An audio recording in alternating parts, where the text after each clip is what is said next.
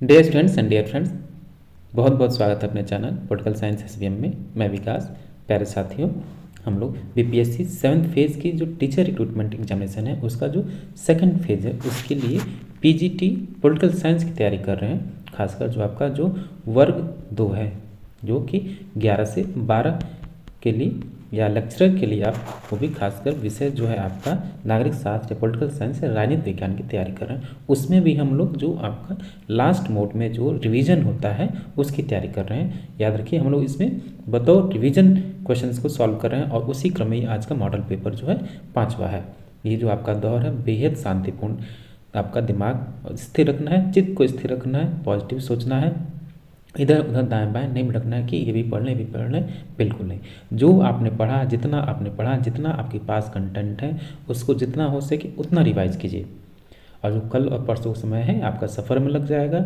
और इसके जरूरी है कि आप रिलैक्स रहिए, खेलिए कूदिए, मौज मस्ती कीजिए और थोड़ा सोशल मीडिया से आप दूर रहिए, थोड़ा सा फोकस कीजिए, बस और कुछ नहीं।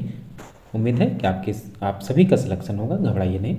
आइए तो हम लोग जो बीपीएससी पीजीटी पॉलिटिकल साइंस का है उसी का मॉडल पेपर या रिवीजन पेपर कहें जिसमें हम लोग 120+ MCQs को सॉल्व करेंगे, जो कि आपके एग्जाम की दृष्टि से बेहद महत्वपूर्ण है। अब प्लीज़ आप चैनल को जरूर सब्सक्राइब कीजिए, अधिक से अधिक शेयर कीजिए और साथ ही प्लीज़ चैनल को सपोर्ट भी कीजिए और इसके लिए आपको चैनल को ज्वाइन भी करना होगा। तो आइए ये प्रैक्टिस सेट नंबर 5वां का पहला क्वेश्चन देखते हैं कि राज्य की प्रकृति और उसके कार्यों की उदारवादी अवधारणा को सर्वाधिक सुस्पष्ट रूप से प्रस्तुत करने वाला कौन सा विचारक है? कौन सा विचारक है? तो आपका बेंथम है। याद रखिए, जो उदारवादी सिद्धांत का सर्वप्रथम प्रतिपादित करने वाला जॉन लॉक हुआ, लेकिन सर्वाधिक सुस्पष्ट रूप से प्रस्तुत करने वाला आपका बेंथम हुआ। क्वेश्चन नंबर 2, राज्य शब्द का प्रयोग सर्वप्रथम किसने किया? तो याद रखिए, राज्य शब्द का सर्वप्रथम प्रयोग मैकियावेली के द्वारा किया गया।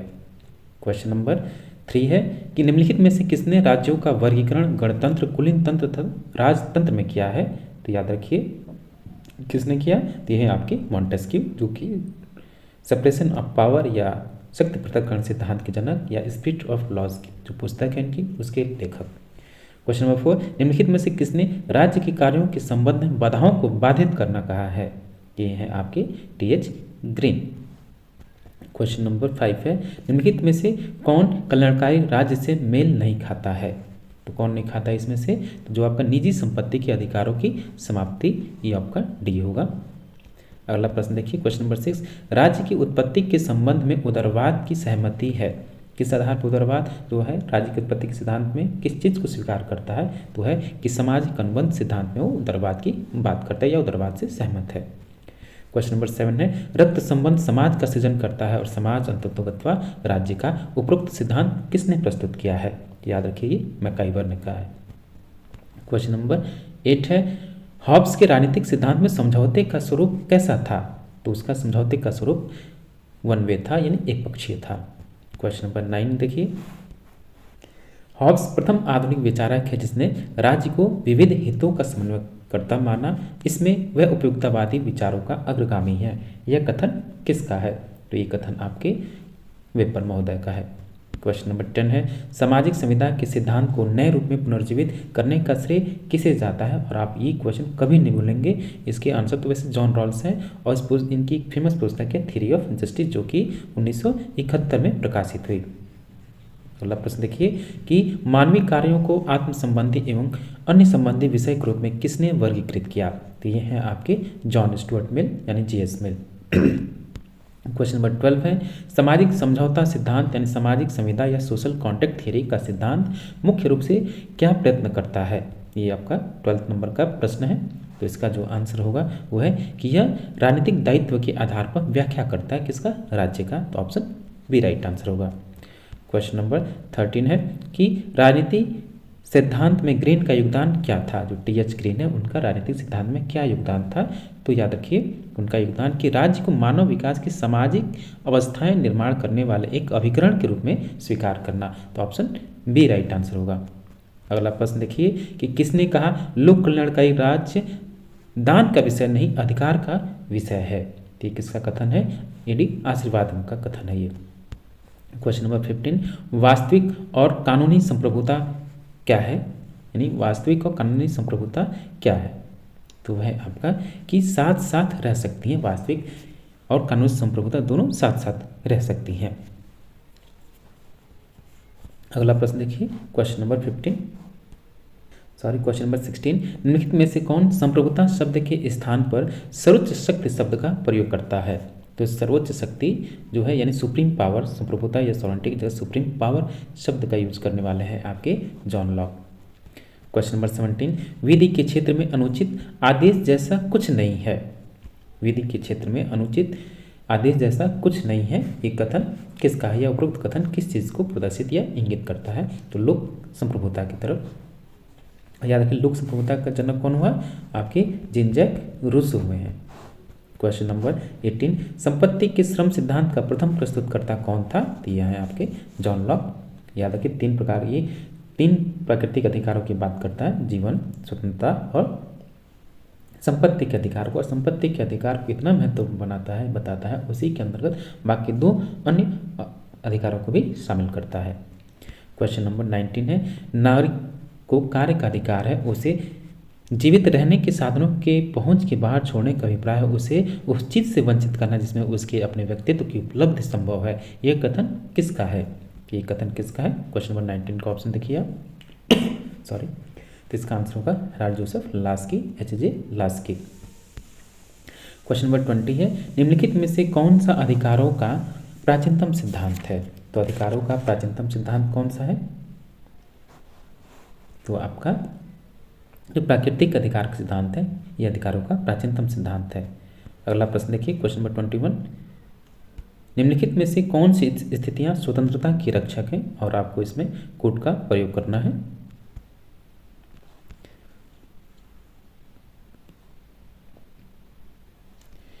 स्वतंत्रता की परिस्थितियां आपको बतानी है, कौन कौन सी स्वतंत्रता की परिस्थितियां हैं।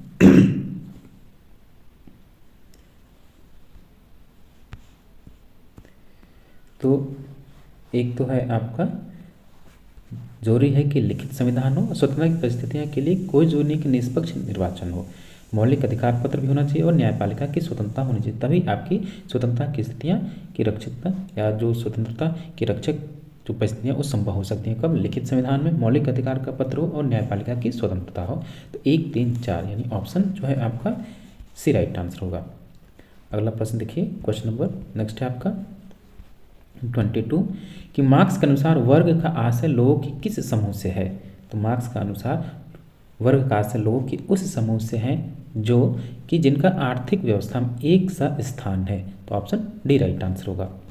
क्वेश्चन नंबर 23 है, यूनानी विचारकों द्वारा न्याय के किस पहलू पर बल दिया गया था। तो है आपका नैतिक पहलू पर, नैतिक पक्ष पर यूनानी दार्शनिकों द्वारा बल दिया गया। क्वेश्चन नंबर 24, राज्य सामाजिक विकास की प्रक्रिया की एक निश्चित अवस्था की उत्पत्ति है, यह किसका कथन है। तो याद रखिए कथन आपका एंजल्स का है। क्वेश्चन नंबर 25 है, मार्क्स का कम्युनिस्ट मैनिफेस्टो प्रकाशित हुआ था। बेहद महत्वपूर्ण प्रश्न है। तो इस जो कम्युनिस्ट मैनिफेस्टो है वो 1848 में प्रकाशित हुआ, और ये भी आपको याद रखना कम्युनिस्ट मैनिफेस्टो एंजल्स के द्वारा और मार्क्स के द्वारा यानी संयुक्त रूप से इन दोनों की रचनाएं हैं।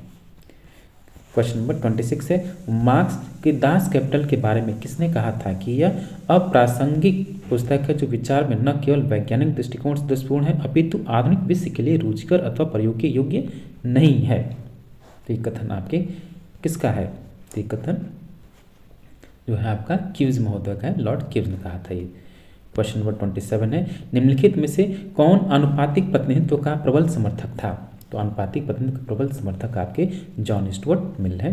ये भारत मतदान की बात करता है। क्वेश्चन नंबर 28 है, अनुपातिक प्रतिनिधित्व की व्यवस्था का प्रस्ताव ब्रिटिश संसद में सर्वप्रथम किसने प्रस्तुत किया था। ये है आपके थॉमस हेयर। क्वेश्चन नंबर 29, निम्नलिखित में से कौन महिला मताधिकार का प्रबल समर्थक हुआ। ये आपको कभी नहीं भूलना है। तो जो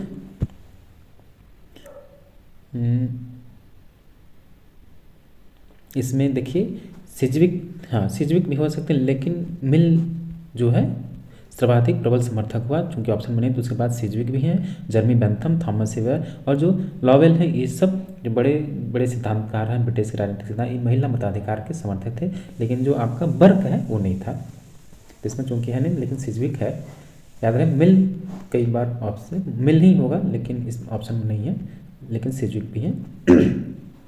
क्वेश्चन नंबर 30, निम्नलिखित में से कौन एक जीन लॉन्डल के सामुदायिक दबाव समूह के वर्गीकरण का एक उपवर्ग है? तो जीन लॉन्डल ने दबाव समूह को सांप्रदायिक या सामुदायिक एवं संसर्गात्मक में विभक्त किया। सामुदायिक दबाव समूह को दो भागों में उन्होंने विभक्त किया है। तो याद रखिए इसमें से कौन सा नहीं है? जो आपका जीन लॉन्डल की सामुदायिक दबाव समूह के वर्गीकरण का एक उपवर्ग है, जो आपका इंस्टीट्यूशनल दबाव समूह है या इंस्टीट्यूशनल जो प्रेशर ग्रुप है, एक आपका उपवर्ग है। तो ऑप्शन ए राइट आंसर होगा, ए। बाकी सी डी नहीं होंगे। 31 देखिए, निम्नलिखित में से किसने राजनीतिक दलों का व्यवहारवादी विश्लेषण किया है? यानी राजनीतिक दलों का व्यवहारवादी दृष्टिकोण से अध्ययन किसने किया है? तो वह है आपके एडवर्ड शील्ड, एसजे या Samuel Edward shield. Question number 32 देखिए, निम्नलिखित में से कौन एक सार्टोरी के राजनीतिक दलों के वर्गीकरण का आधार नहीं है? तो सार्टोरी के राजनीतिक दलों के वर्गीकरण का आधार कौन सा नहीं है? तो है आपका राजनीतिक दलों के कार्य के आधार, इनका वर्गीकरण का आधार नहीं, किसका? सार्टोरी का। नेक्स्ट क्वेश्चन है क्वेश्चन नंबर 33, निम्नलिखित में से कौन एक अच्छे संविधान के आवश्यक तत्व हैं? नीचे दिए गए कोड की सहायता से उत्तर का मिलान कीजिए। तो अच्छे संविधान के आवश्यक तत्व क्या हैं, कौन कौन से हैं? एक तो आपका अच्छे संविधान की विशेषता यह है कि उसमें सुनिश्चितता हो, व्यापकता हो और थोड़ी सी उसमें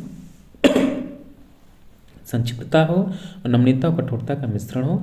परंपराओं पे ये नहीं जाता है, परंपराएं इसमें अच्छे संविधान की विशेषता नहीं है। तो 1 2 3 5 4 इसमें शामिल नहीं है। तो ऑप्शन देख लीजिए, तो ऑप्शन बी राइट आंसर होगा।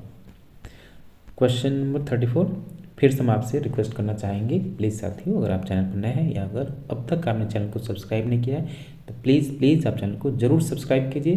साथ ही चैनल को सपोर्ट करने के लिए आप चैनल को ज्वाइन कीजिए।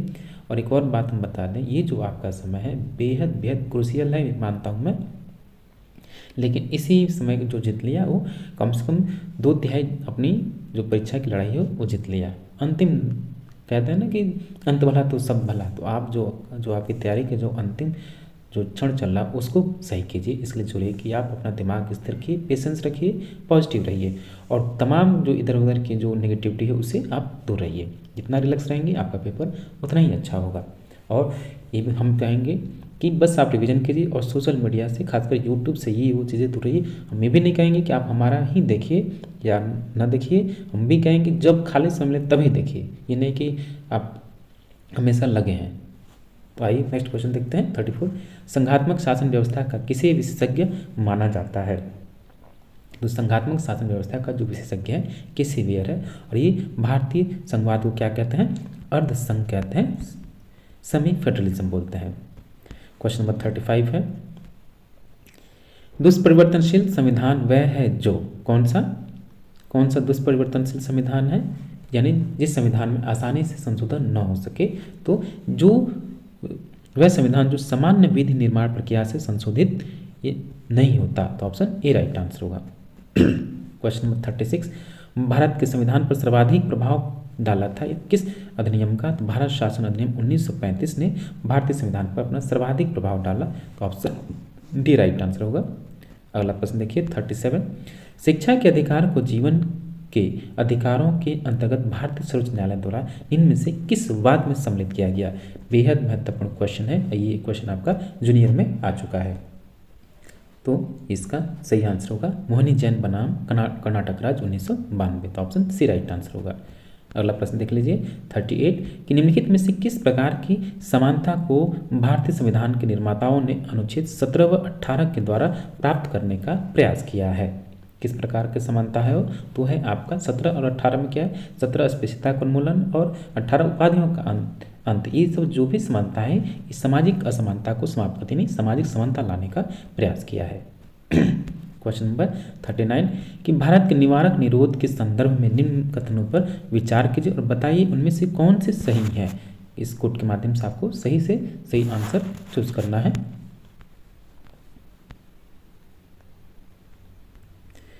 तो पहला देखिए कि भारतीय संविधान सार्वजनिक व्यवस्था को बनाए रखने के लिए निर्मित संसद को निवारक निरोध विषयक विधि बनाने के लिए अधिकृत करता है। सही है। निवारक निरोध के अंतर्गत निरोधित व्यक्ति के ऊपर एक निश्चित अवधि के पश्चात मुकदमा चलाया जाना आवश्यक है। नहीं, ये आपका आवश्यक नहीं है, उसको आप नज़रबंद रख सकते हैं, लेकिन कुछ जो नहीं है कि आप उस पर मुकदमा भी चला सकते हैं, ये गलत है। क्वेश्चन नंबर ए ऑप्शन इसमें 3 देखिए, निवारक निरोध के अंतर्गत गिरफ्तारी के आदेश के विरुद्ध प्रतिनिधित्व का अवसर दिया जाना चाहिए, ये आपका सही है, यानी पहला तीसरा सही हुआ। चौथा देख लीजिए, सामान्य रूप से निवारक निरोध के अंतर्गत गिरफ्तार व्यक्ति को अधिकतम 2 माह तक बंदी बनाए रखा जा सकता है, ये गलत है, बिल्कुल है।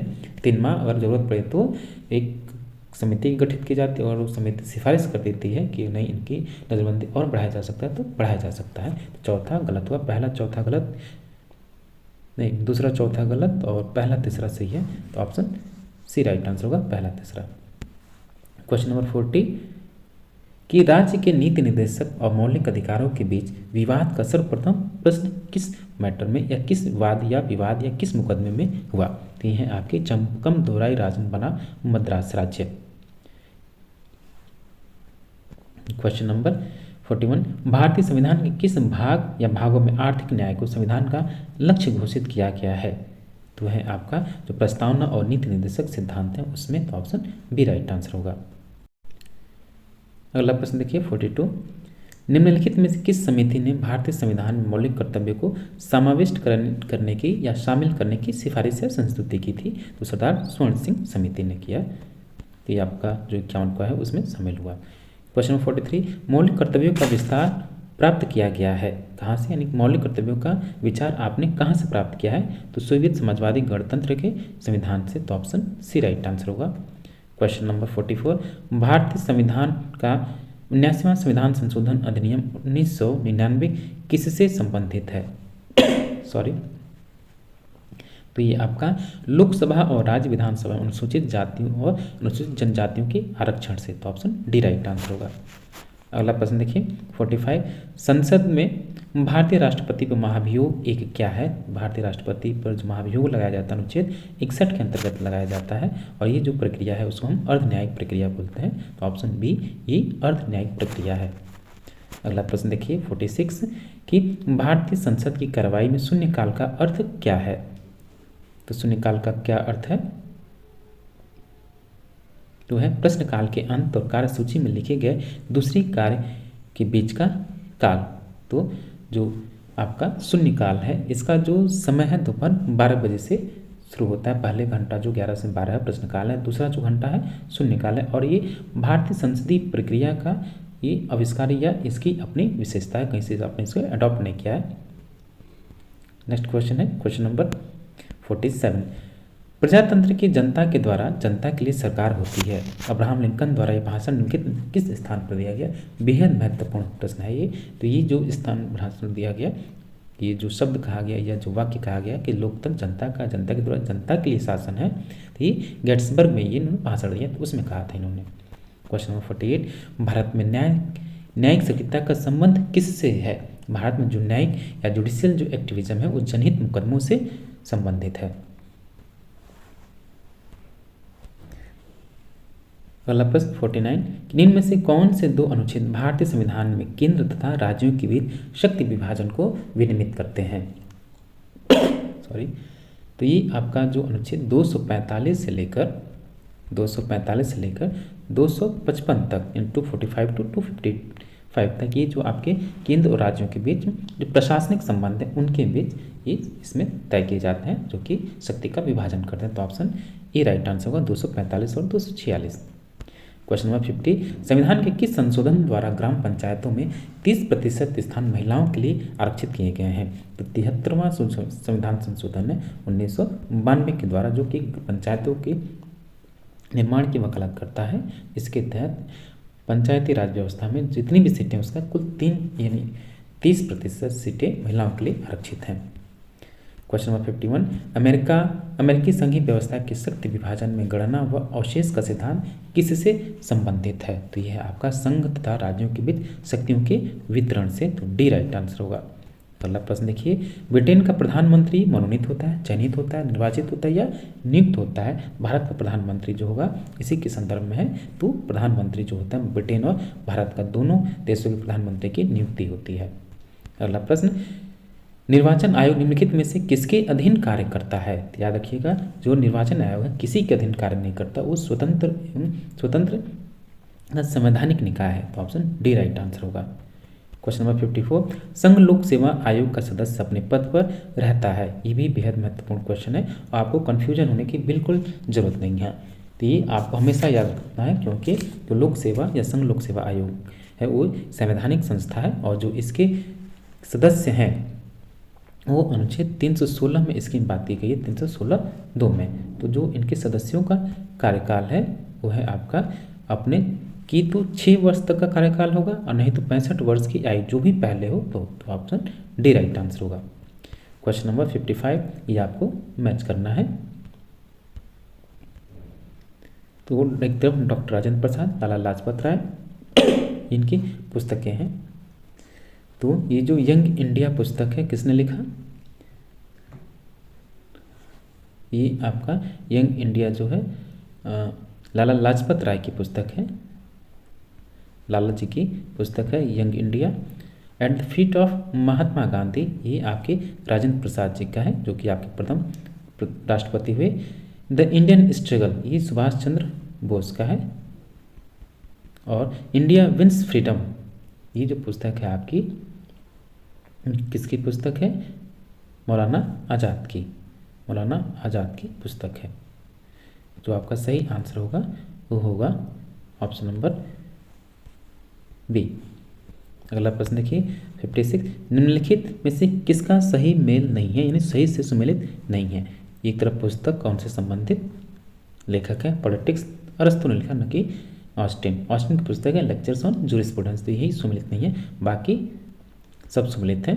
तो ऑप्शन ए राइट आंसर होगा, पॉलिटिक्स अरस्तु की रचना, न कि जॉन ऑस्टिन। क्वेश्चन नंबर 57, निम्नलिखित में से कौन सुमेलित नहीं है? इसमें से कौन सा सुमेलित नहीं है? अल्पतंत्र का लॉ नियम, ये जो आपका है ये रॉबर्ट मिशेल का सुमेलित है। सामाजिक अभियंत्रण कार्ल पॉपर, यानी सोशल इंजीनियरिंग की बात कौन करता है? Karl Popper. लोकतांत्रिक आत्मनियंत्रण, ये इसका ये लेनिन का नहीं है, वो जो आत्मनियंत्रण की बात नहीं है, सेंट्रलिज्म की बात, यानी लोकतांत्रिक केंद्रीकरण की बात करता है लेनिन। तो ये गलत हुआ। सत्ता का औचित्यपूर्ण प्रकार मैक्स वेबर सही है, तो इसका जो सही आंसर होगा ऑप्शन सी, सुमेलित नहीं है। अगला प्रश्न देखिए 58, राज्य की उत्पत्ति के ऐतिहासिक सिद्धांत के तत्व किसमें पाए जाते हैं और उनको आपको सही क्रम में व्यवस्थित करना है?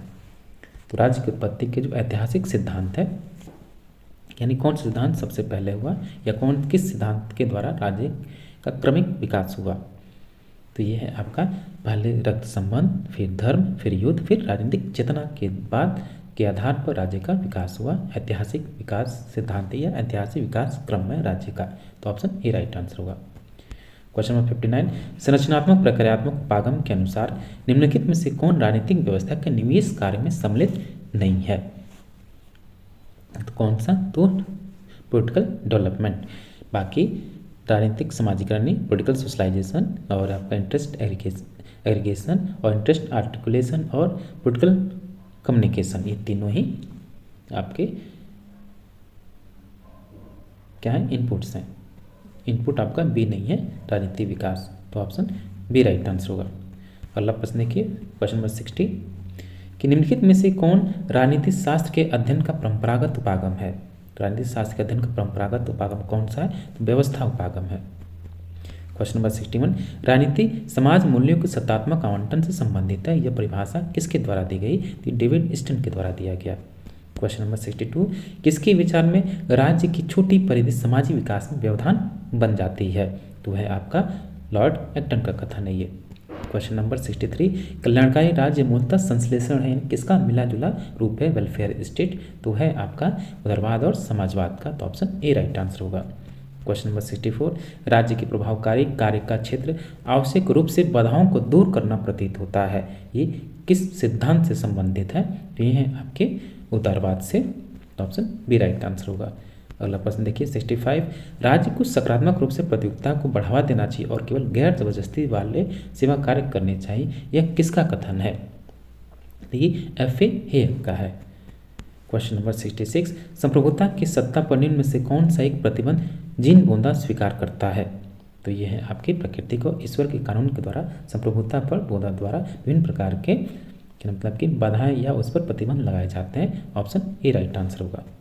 अगला प्रश्न कि निम्न में से किसने राज्य को कार्यों को सृजनात्मक एवं राज्य के कार्यों को सृजनात्मक एवं निषेधात्मक में विभाजित किया है, ये हैं आपके जॉन स्टुअर्ट मिल। अगला प्रश्न कि निम्न कथनों में से कौन सा कथन राज्य की उत्पत्ति के विषय में मार्क्सवादी सिद्धांत को स्पष्ट करता है, तो इसका सही आंसर होगा कि राज्य की उत्पत्ति उत्पादन के शोषण पर संबंध के रक्षार्थ हुई है, मार्क्सवादी सिद्धांत ऐसा मानता है, तो ऑप्शन सी राइट आंसर होगा। अगला प्रश्न देखिए मैकाइवर के अनुसार राज्य के क्या कार्य होने चाहिए, तो मैकाइवर के अनुसार जो राज्य के कार्य हैं वो है कि व्यवस्था सुरक्षा संरक्षण का विकास, तो ऑप्शन ए राइट आंसर होगा। अगला प्रश्न है राज्य का कार्य नैतिकता की अभिवृद्धि करना नहीं है परंतु सदजीवन के मार्ग में आने वाली बाधाओं को दूर करना है, तो ये कथन है 9 प्रत्ययवादी 9 आदर्शवादियों का। क्वेश्चन नंबर 71, लास्की ने संप्रभुता के बहुलवादी सिद्धांत की अनेक आधारों पर आलोचना की है, निम्नलिखित में से कौन सा आधार उनमें से नहीं है, कौन सा आधार नहीं है, तो आर्थिक आधार नहीं है, तो ऑप्शन डी राइट आंसर होगा। अगला प्रश्न निम्न में से किस एक वक्तव्य में बहुलवाद अंतर्निहित है, बहुलवाद किस में शामिल है या अंतर्निहित है, तो है आपका क्योंकि समाज संघात्मक इसलिए सत्ता भी संघात्मक होनी चाहिए, बहुलवादियों का मानना है, तो ऑप्शन सी राइट आंसर होगा।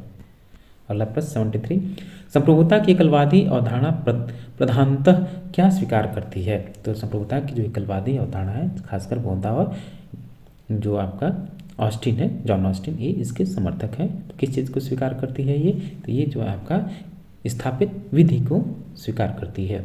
क्वेश्चन नंबर 74, किसने निरंकुश एकलवाद तथा ठोस एकलवाद को विभाजित किया है, तो ये हैं आपके मैबॉट महोदय।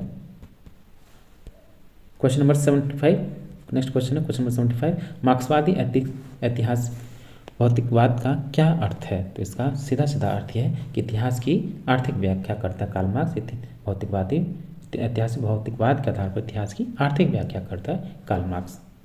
क्वेश्चन नंबर 76, कानून असीम संप्रभुता संपन्न के निर्देश की अभिव्यक्ति नहीं वरन वह सामाजिक सुदृढ़ता की व्यवस्था है, यह विचार किसका है, यह विचार आपका किसका है, यह है आपके डिग्वी महोदय, तो ऑप्शन बी राइट आंसर होगा।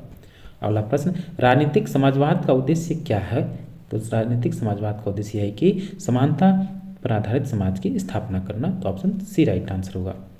क्वेश्चन नंबर 78, सर्वहारा वर्ग के अधिनायकत्व को किसने समाजवाद की राज्यवादी मिथ्या कहा है, तो ये है आपके स्टेजनोइक, ऑप्शन बी राइट आंसर होगा। क्वेश्चन नंबर 79, आधुनिक व्यक्तिवाद स्वतंत्रता की मांग करता है किसके लिए, तो ये समूह के लिए। क्वेश्चन नंबर 80, एक समसामयिक मार्क्सवादी विचारक जिसने मार्क्सवाद के मानववादी सिद्धांत को चुनौती दी उसकी संरचनात्मक व्याख्या पर बल दिया था वह कौन था, तो यह आपके लुई अल्थ्यूजर। क्वेश्चन नंबर 81, उदारवाद का मूल सिद्धांत क्या है, तो उदारवाद का जो मूल सिद्धांत है व्यक्ति की स्वतंत्रता, सी राइट आंसर होगा। अगला प्रश्न किसका विश्वास था कि अराजकतावाद मनुष्य के नैतिक विकास का प्राकृतिक लक्ष्य है, ये है टॉल्स्टॉय का। क्वेश्चन नंबर 83, ब्रिटेन की बेवरेज रिपोर्ट किस सिद्धांत का समर्थन किया, तो कल्याणकारी यानी वेलफेयर स्टेट का समर्थन किया इसने। 84 देखिए कि अधिकतम व्यक्तियों का अधिकतम सुख सिद्धांत से क्या अर्थ है या इसका क्या उद्देश्य है,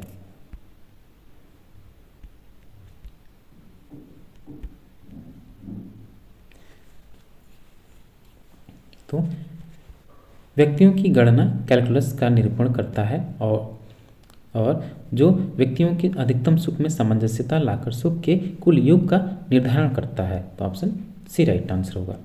अगला प्रश्न देखिए 85, मैकफर्सन को स्वतंत्रता के लिए एक नवीन विचार के प्रतिपादक के रूप में माना जाता है, वह कौन सा विचार है? तो है आपका सृजनात्मक स्वतंत्रता। क्वेश्चन नंबर 86, उदारवादी जनतंत्र के लिए निम्न में से किसका होना अनिवार्य है? तो उदारवादी जनतंत्र के लिए किसका होना अनिवार्य है? राजनीतिक दलों का होना अनिवार्य है। क्वेश्चन नंबर 87, किसके अनुसार प्रजातंत्र काले रक्षकों का कुलीन तंत्र है? कौन कहता है ये कथन? तो ये है आपके टेरिलन महोदय। क्वेश्चन नंबर 88, सीले, ऑस्टिन, लिंकन एवं डाइसी के अनुसार प्रजातंत्र का विचार क्या है, कैसा है? तो है कि सरकार का एक रूप है प्रजातंत्र। सी राइट आंसर होगा। क्वेश्चन नंबर 89, स्वतंत्रता के 3 प्रकारों के बीच बार्कर ने अंतर किया, वे विभेद किया, वे कौन से हैं? तो वे हैं आपके नागरिक, राजनीतिक और आर्थिक स्वतंत्रता। ऑप्शन सी राइट आंसर होगा। अगला प्रश्न देखिए 90 सॉरी कि भेद सिद्धांत, रॉल्स का न्याय सिद्धांत है, का क्या तात्पर्य है? ऑप्शन देखिए, तो थ्योरी ऑफ जस्टिस में जो जॉन रॉल्स ने विभेदात्मक जो न्याय के सिद्धांत का, यानी विभेद सिद्धांत का व्याख्या की, उसके अनुसार ये कि आय और संपदा की असमानताएं उसी स्थिति में उचित मानी जा सकती हैं यदि वे न्यूनतम लाभान्वित के लिए अधिकतम लाभकारी हैं। तो ऑप्शन सी राइट आंसर होगा। अगला प्रश्न 91, कौन सा युग्म सही सुमेलित है? कौन सा युग्म सही सुमेलित है आपका? तो है कि संपत्ति उपकरण के रूप में, संपत्ति को उपकरण के रूप में अरस्तु ने व्याख्यायित किया है। तो ऑप्शन सी राइट आंसर होगा। क्वेश्चन नंबर 92, किनके नाम संपत्ति के आदर्शवादी विचार से संबंधित है? तो है आपका ग्रीन एवं कांट महोदय का, दोनों आदर्शवादी विचारक। क्वेश्चन नंबर कि निम्न विचारकों में से किसने प्राकृतिक अधिकारों को मनोवैज्ञानिक रूप के साथ मिलाया? तो ये हैं आपके हर्बर्ट स्पेंसर महोदय। अगला प्रश्न, लास्की के अनुसार निम्न में से कौन से एक अधिकारों के उपयोग के लिए महत्वपूर्ण शर्त है? कौन सी महत्वपूर्ण शर्त है? तो है कि राज्य को विकेंद्रित होना चाहिए, यानी बहुलवादी रूप में देखते हैं, सत्ता एक जगह केंद्रित नहीं होनी चाहिए। तो ऑप्शन ए राइट आंसर होगा। अगला प्रश्न देखिए, निम्न में से किस विचारक ने राजनीतिक क्षय यानी पॉलिटिकल डिके का सिद्धांत उसने दिया या प्रतिपादित किया? तो है आपके सैमुअल पी हंटिंगटन एवं S P Huntington. Question number 96, राष्ट्र एक धर्म है जो ईश्वर प्रदत्त है, यह कथन किसका है? तो ये कथन है आपका श्री अरविंद घोष जी का। क्वेश्चन नंबर 97, स्वतंत्र व्यक्ति वह है जो लोहे की जंजीरों में जकड़ा नहीं, न जेल में बंदी है, न दंड के भय से एक दास की भांति आतंकित है। चील की भांति उड़ान न भर सकने या व्हेल की भांति तैर न सकने वाले स्वतंत्रता का अभाव नहीं कहा जा सकता। यह अवधारणा स्वतंत्रता की किसको मानती है?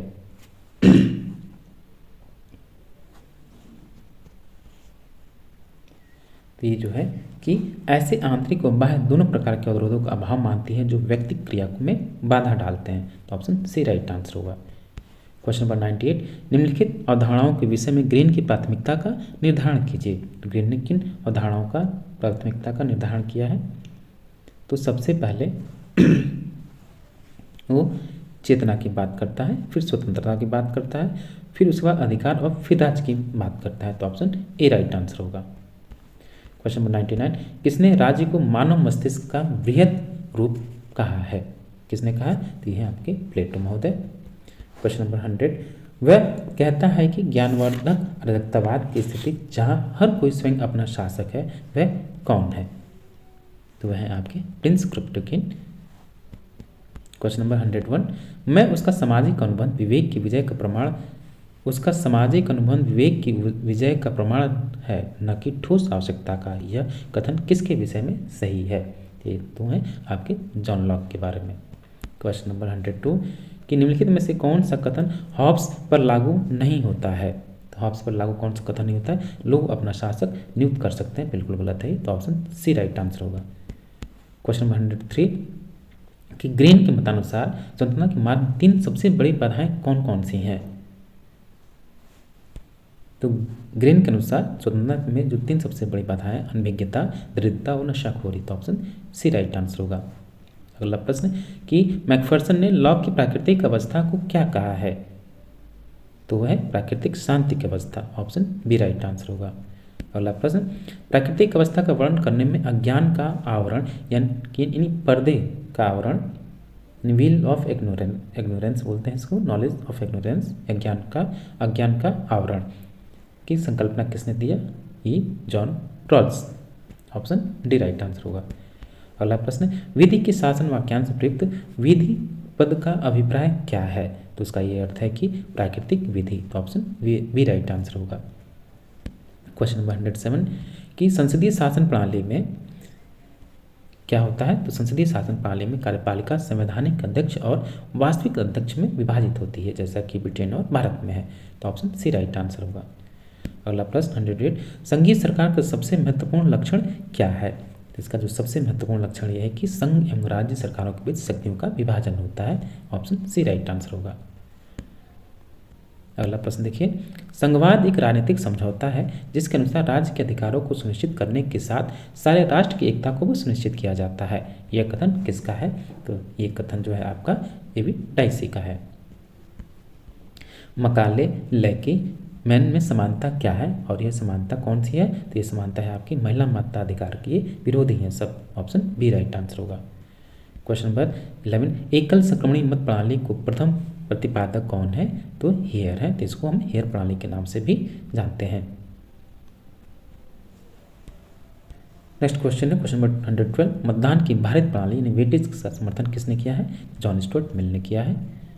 अगला, प्रतिनिधित्व की प्रतिक्रियावादी सिद्धांत का किसने प्रतिपादन किया, तो प्रतिनिधित्व की प्रतिक्रियावादी सिद्धांत का प्रतिपादन करने वाले जॉन हैमिल्टन है।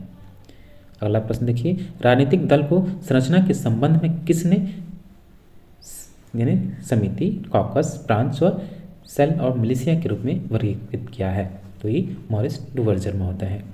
क्वेश्चन नंबर 115, खोखली स्वतंत्रता के सिद्धांत का प्रतिपादक कौन था, तो खोखली स्वतंत्रता के सिद्धांत का प्रतिपादक हम जॉन स्टुअर्ट मिल को मानते हैं, इसलिए बार्कर, और इस कथन किसका है, बार्कर का कथन है।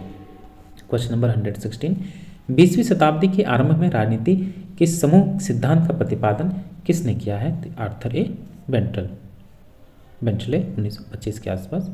क्वेश्चन नंबर 117, निम्न में से किसे एकात्मक राज्य नहीं कहा जा सकता है, यानी किसे हम यानी इसमें से संघ वाले या एकात्मक राज्य किसको हम नहीं कहते हैं, यानी जो संघ व्यवस्था हो उसको हम एकात्मक नहीं कहेंगे। जो कनाडा आपका संघवाद का समर्थक है, न कि एकात्मक का, तो ऑप्शन सी होगा।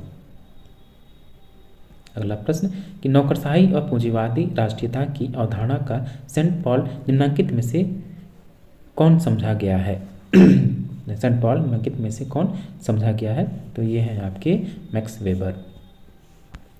119, विकास प्रशासन मुख्य पंडित निम्नलिखित में से कौन है, तो विकास प्रशासन का मुख्य जो विद्वान है वो है आपके Fred Riggs, option D right answer होगा।